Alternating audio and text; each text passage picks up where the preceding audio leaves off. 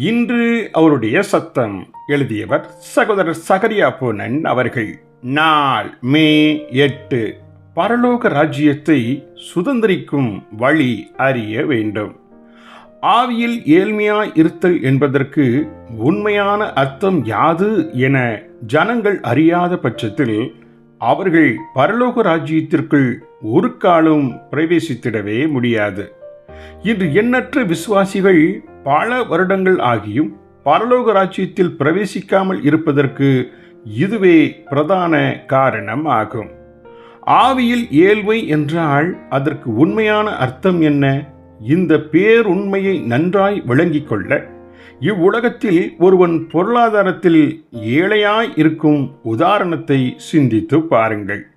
ஒரு ஏழையான பிச்சைக்காரன் தன் அடிப்படை தேவைக்குரிய வீடோ வேலையோ உணவுப் பொருட்களோ ஆகிய எதுவுமே இல்லாதவனாய் இருக்கிறான். அவன் வீடு வீடாய் சென்று தன் பாத்திரத்தில் தனக்குரிய உணவை வாங்குகிறான். அன்று அவைகளை சாப்பிட்டு முடிந்ததும் அவனுடைய பாத்திரம் காலியாகி விடுகிறது. எனவே மறுநாள் காலையிலும் வழக்கம் போல பிச்சை கேட்க செல்கிறான். இதுவே அவனுடைய தினசரி வாழ்க்கை கோலமாய் இருக்கிறது. பொருளாதாரத்தில் ஏழையாய் இருப்பதின் உண்மையான பொருள் இதுவே ஆகும்.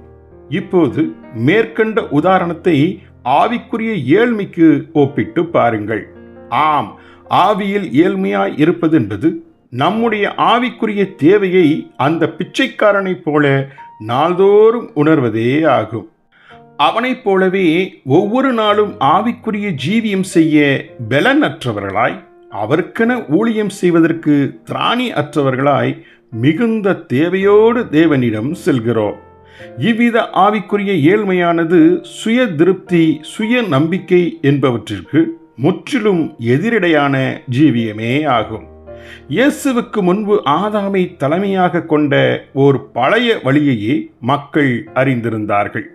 இந்த ஆதாமின் தலைமையில் சுய திருப்தியும் சுய நம்பிக்கையும் பெரும் மதிப்புடையதாகும்.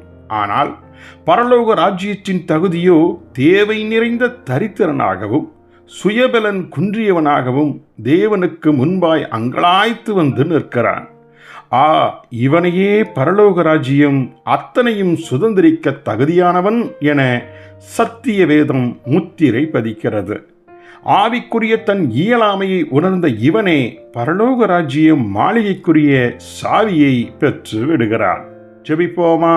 அன்பின் தந்தையே, எங்கள் ஆவிக்குரிய ஜீவியமும் ஊழியமும் சுயபலன் அற்ற ஏழ்மையின் மூலமாகவே செலுத்திட முடியும் என உணர்ந்தோ இவ்வழி சென்று ராஜ்யம் சுதந்திரிக்க அருள் செய்தருளும். ஆமேன்.